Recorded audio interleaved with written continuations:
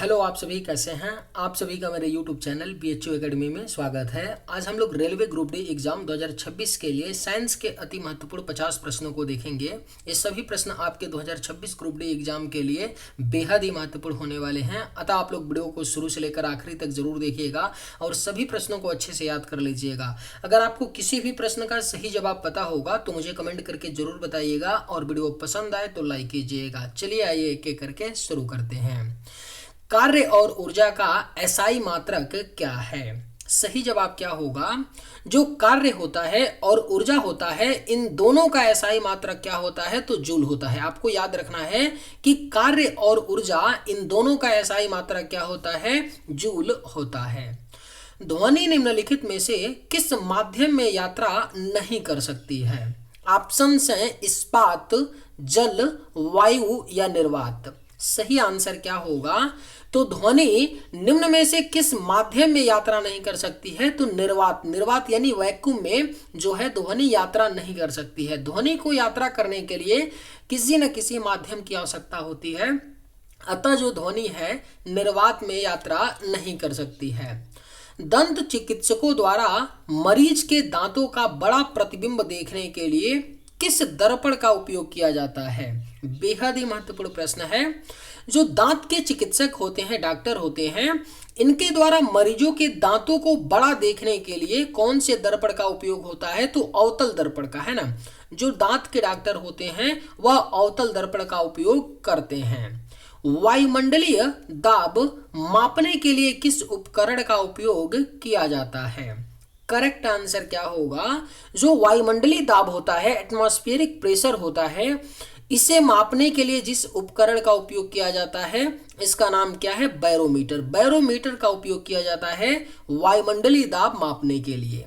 Lens की क्षमता किसमें मापी जाती है? जो लेंस होता है चश्मे का, इसकी जो क्षमता मापी जाती है यह डायोप्टर में। किसमें मापी जाती है? तो डायोप्टर में मापी जाती है लेंस की क्षमता। खींचे हुए रबर बैंड में किस प्रकार की ऊर्जा संचित होती है? राइट आंसर क्या होगा? जो खींचा हुआ रबर बैंड होता है इसमें कौन से प्रकार की ऊर्जा होती है? तो स्थितिज ऊर्जा होती है, पोटेंशियल एनर्जी होती है। खींचे हुए रबर बैंड में स्थितिज ऊर्जा होती है। समुद्र की गहराई मापने के लिए किस उपकरण का उपयोग किया जाता है? पूछा गया क्वेश्चन है। जो समुद्र होता है इसकी गहराई को मापने के लिए फैदोमीटर नामक उपकरण का उपयोग किया जाता है। किसका? फैदोमीटर उपकरण का उपयोग किया जाता है समुद्र की गहराई मापने के लिए। पृथ्वी की सतह पर गुरुत्वीय त्वरण जी का मान क्या होता है? जो गुरुत्वीय त्वरण होता है जी, इसका मान पृथ्वी पर कितना होता है? तो 9.8 मीटर प्रति सेकंड स्क्वायर होता है पृथ्वी की सतह पर गुरुत्वीय त्वरण का मान। पृथ्वी की सतह से पलायन वेग, एस्केप वेलोसिटी लगभग कितना है?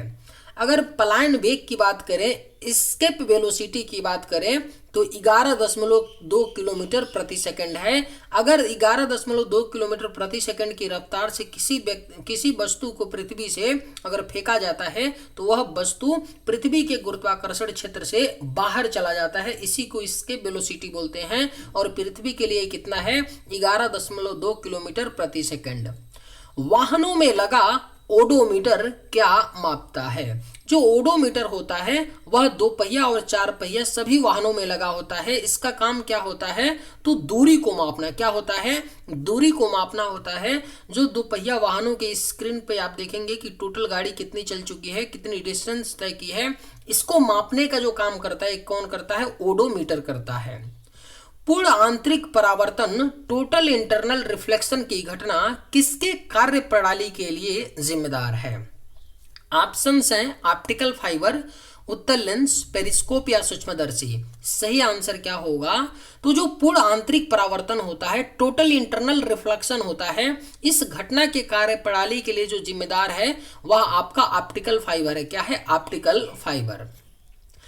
कांच के प्रिज्म से गुजरने पर सफेद प्रकाश का कौन सा रंग सबसे अधिक विचलित होता है? अगर आप लोगों को ये वीडियो पसंद आए तो एक लाइक जरूर कीजिएगा, और अगर आप लोग इस चैनल पर नए होंगे तो सब्सक्राइब भी कर लीजिएगा, ताकि इसी प्रकार का वीडियो सबसे पहले आप तक पहुंचता रहे। कांच के प्रिज्म से गुजरने पर सफेद प्रकाश का कौन सा रंग अधिक विचलित होता है? तो यह आपका है बैगनी रंग जो है अधिक विचलित होता है। किसी चालक का प्रतिरोध किसके व्युत्क्रमानुपाती होता है? कोई भी जो कंडक्टर होता है, चालक होता है, इसका जो रेसिस्टेंस होता है, प्रतिरोध होता है, यह व्युत्क्रमानुपाती होता है अनुप्रस्थ काट के क्षेत्रफल का, एरिया ऑफ क्रॉस सेक्शन के व्युत्क्रमानुपाती होता है किसी चालक का प्रतिरोध। कौन सा बल किसी उपग्रह को पृथ्वी के चारों ओर वृत्ताकार कक्ष में गतिमान रखता है? सही आंसर क्या होगा? कौन सा ऐसा बल है जो किसी भी उपग्रह को पृथ्वी के चारों ओर, पृथ्वी का उपग्रह चंद्रमा है, चंद्रमा को चारों ओर पृथ्वी के वृत्ताकार कक्षा में गतिमान जो रखने का काम करता है, कौन सा बल है? अभिकेंद्री बल है, सेंट्रीपिटल फोर्स है। सेंट्रीपिटल फोर्स के कारण जो है आपका पृथ्वी के चारों ओर अपना उपग्रह जो पृथ्वी का है चंद्रमा परिक्रमा करता है, गतिमान रहता है। किसके कारण? अभिकेंद्री बल के कारण। और ये अभिकेंद्री बल कहां से आता है? तो पृथ्वी के गुरुत्वाकर्षण बल के कारण मिलता है चंद्रमा को अभिकेंद्री बल। यदि कोई व्यक्ति पृथ्वी से चंद्रमा पर जाता है तो उसका क्या बदलता है और क्या नहीं बदलता है? यदि कोई व्यक्ति पृथ्वी से जब चंद्रमा पर जाता है तो उसका द्रव्यमान वही रहता है, लेकिन भार बदल जाता है। याद रखिएगा, द्रव्यमान जो मास होता है ना, यह पूरे यूनिवर्स में कहीं भी बदलता नहीं है, सेम रहता है, लेकिन जो भार है, वेट है, वो बदलता रहता है। ऐसा क्यों होता है? देखिए, यदि कोई व्यक्ति पृथ्वी से जब चंद्रमा पर जाता है तो उसका द्रव्यमान तो वही रहता है, लेकिन भार बदल जाता है। भार क्यों बदल जाता है? क्योंकि जो चंद्रमा का गुरुत्वाकर्षण है ना, वह पृथ्वी के गुरुत्वाकर्षण का 1/6 है। इसी कारण जो है वहां पर भार बदल जाता है, द्रव्यमान तो कहीं पर भी सेम रहेगा। सेल्सियस पैमाने पर परम शून्य ताप एब्सोल्यूट जीरो टेम्परेचर का मान क्या होता है? जो सेल्सियस पैमाना होता है, इस पर जो परम शून्य ताप होता है, यह क्या होता है? -273.15 डिग्री सेल्सियस होता है। इसको एब्सोल्यूट जीरो टेम्परेचर बोलते हैं। इससे कम तापमान नहीं हो सकता है, एब्सोल्यूट जीरो इसको टेम्परेचर माना जाता है, -273.15 डिग्री सेल्सियस। यहां पर इस टेम्परेचर पर जो अणु होते हैं उनकी भी गति क्या होती है? रुक जाती है। फिलामेंट की आयु बढ़ाने के लिए साधारण विद्युत बल्ब के अंदर आमतौर पर कौन सी गैस भरी जाती है? जो बल्ब होता है उसके अंदर फिलामेंट होती है, जो टंगस्टन की बनी होती है, फिलामेंट है ना। इसकी आयु को बढ़ाने के लिए साधारण विद्युत जो बल्ब होता है उसमें आमतौर पर कौन सी गैस भरी जाती है? तो नाइट्रोजन या आर्गन गैस। कौन सी गैस? नाइट्रोजन या आर्गन गैस भरी जाती है। दही और खट्टे दूध में कौन सा अम्ल मौजूद होता है?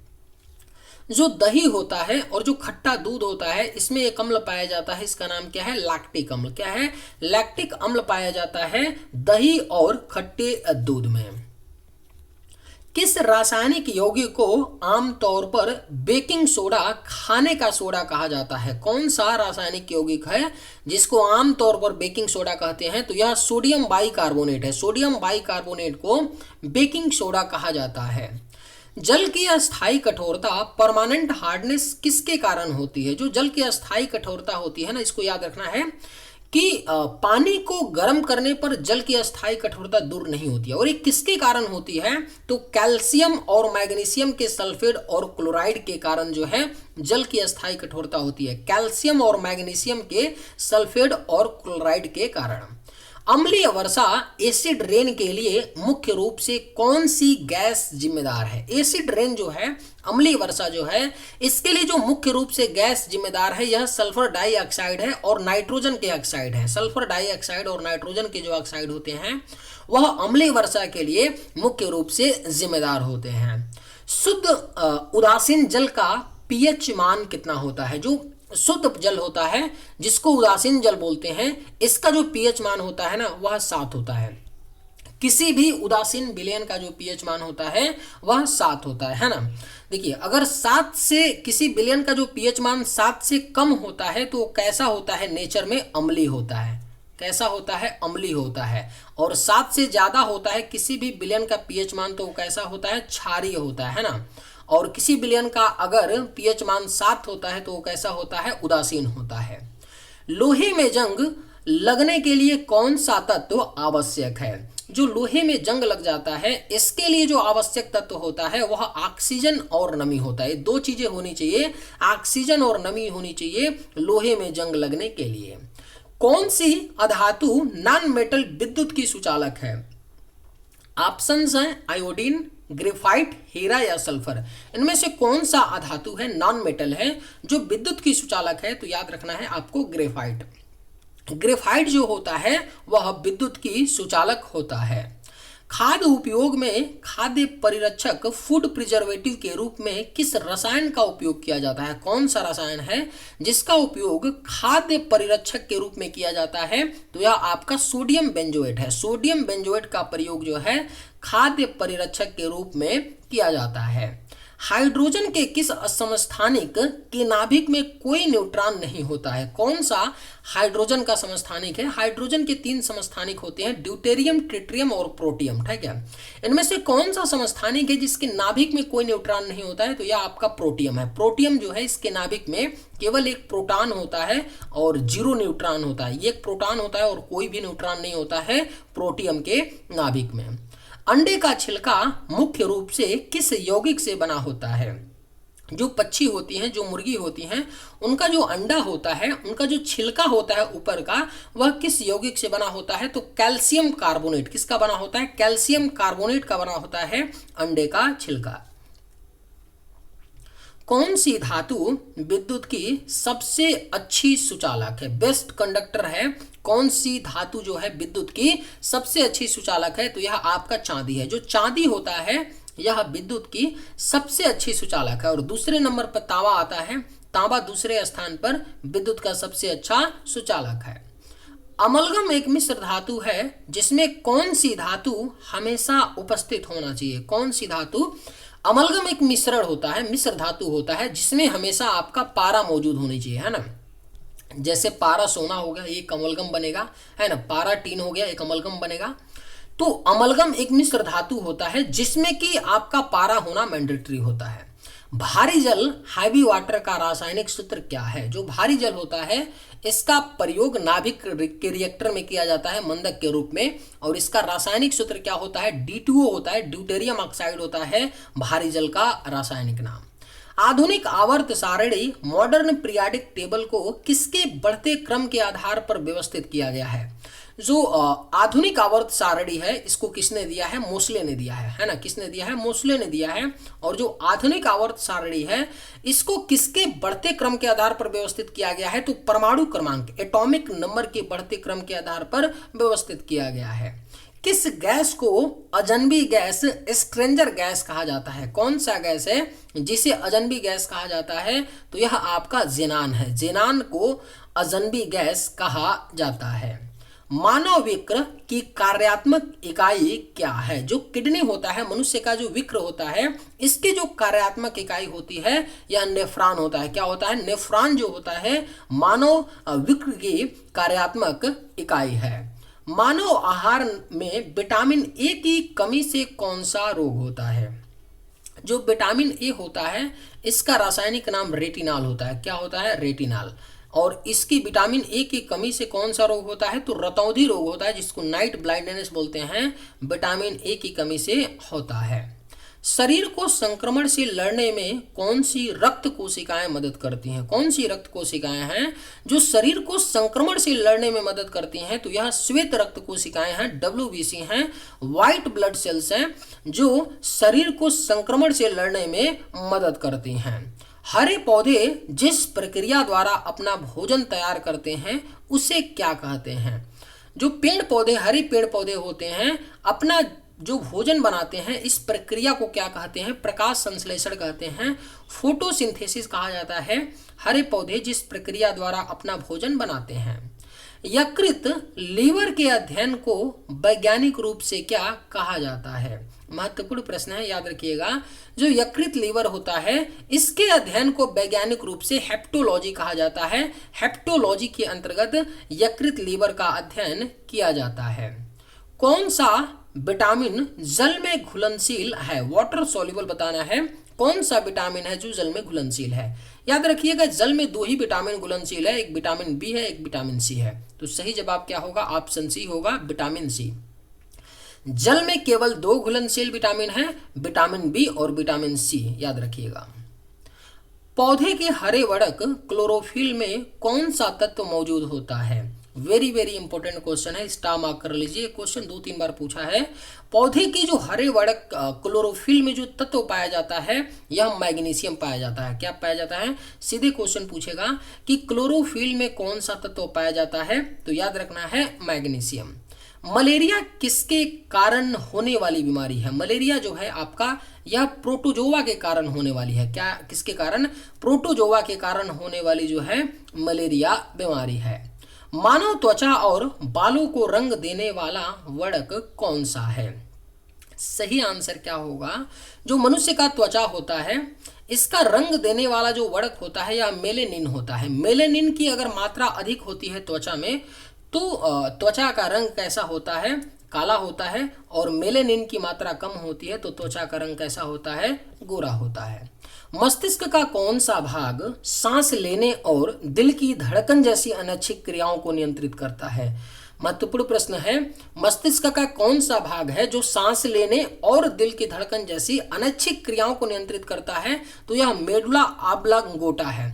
यह आपका सांस लेने और दिल की धड़कन जैसी क्रियाओं को नियंत्रित करता है, मेडुला ऑब्लांगेटा। पेनिसिलिन पहले व्यावसायिक एंटीबायोटिक की खोज किसने की थी? जो पहला व्यावसायिक एंटीबायोटिक था पेनिसिलिन, इसकी खोज अलेक्जेंडर फ्लेमिंग ने की थी। और कब किया था? 1928 ईस्वी में। 1928 ईस्वी में पेनिसिलिन की खोज जो है अलेक्जेंडर फ्लेमिंग ने की थी। जीवों के 5 जगत वर्गीकरण 5 किंगडम क्लासिफिकेशन का प्रस्ताव किसने दिया था? जो जीवों के 5 जगत वर्गीकरण का प्रस्ताव था यह R.H. व्हिटकर ने दिया था। R.H. व्हिटकर ने दिया था जीवों के 5 जगत वर्गीकरण को। मानव शरीर की सबसे लंबी और सबसे मजबूत हड्डी कौन सी है? तो मनुष्य के शरीर की जो सबसे लंबी और सबसे मजबूत हड्डी है यह आपका फीमर है। फीमर हड्डी जो है जो जांग में पाई जाती है सबसे लंबी और सबसे मजबूत हड्डी है। परमाणु के नाभिक की खोज किसने की थी? सही आंसर क्या होगा? जो परमाणु का नाभिक न्यूक्लियस है इसकी खोज रदरफोर्ड ने की थी। किसने की थी? रदरफोर्ड ने। वाहनों के पीछे का दृश्य देखने के लिए किस प्रकार के दर्पण का उपयोग किया जाता है? सही जवाब क्या होगा? जो वाहन होते हैं उनमें आपका मिरर दोनों साइड लगा होता है पीछे के दृश्य को देखने के लिए। उसमें कौन सा दर्पण होता है? तो उत्तल दर्पण होता है, कन्वेक्स मिरर होता है, उत्तल दर्पण होता है वाहनों के पीछे का दृश्य देखने के लिए।